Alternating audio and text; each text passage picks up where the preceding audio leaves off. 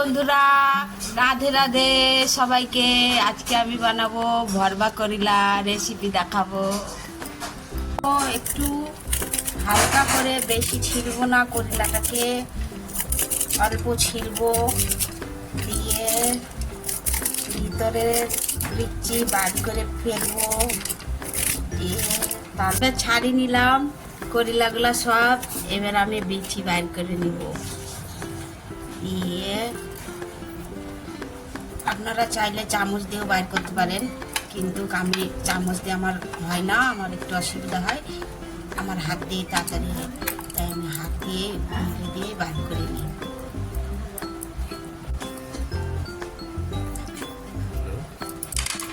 এবার এটা লাস্ট করিলা বেঁচেছে, এটা হয়ে গেল। এবার সব বাইর করা ছিলা বিচি বার করা হয়ে গেল।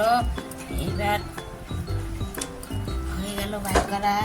এবার আমি করিলাগুলাকে এবার নমক মাখাবো একটু। এবার একটু নুন মাখিয়ে নিচ্ছি, তাকে এর করবাপন একটু ঘুটে যায়, যে তিতোটা লাগবে না। এটা আমি 1 ঘন্টা মাখিয়ে রেখে দেবো। 1 ঘন্টা পরে আমি আবার আপনাদেরকে দেখাবো আগেকার রেসিপি।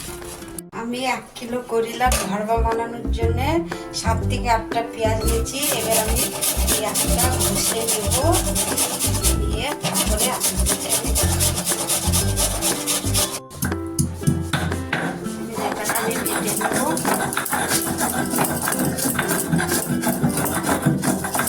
এবার আমি মশলাটা বানিয়ে নিব করিলার জন্য। এতে আমি 2 কেজি আদা, 3 চামচ পাঁচফোড়ন। এবার এটা মিশে নিব।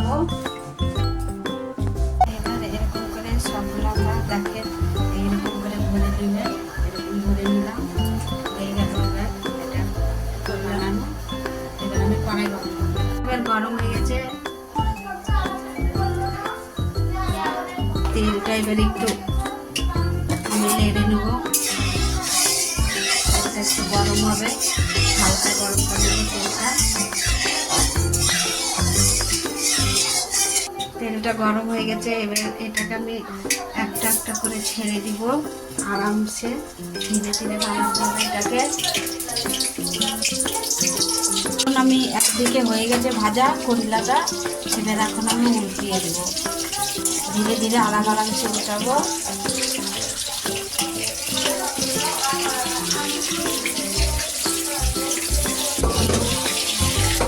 ভর্তাটা হয়ে গেছে। এবার আমি করিলাটা উঠিয়ে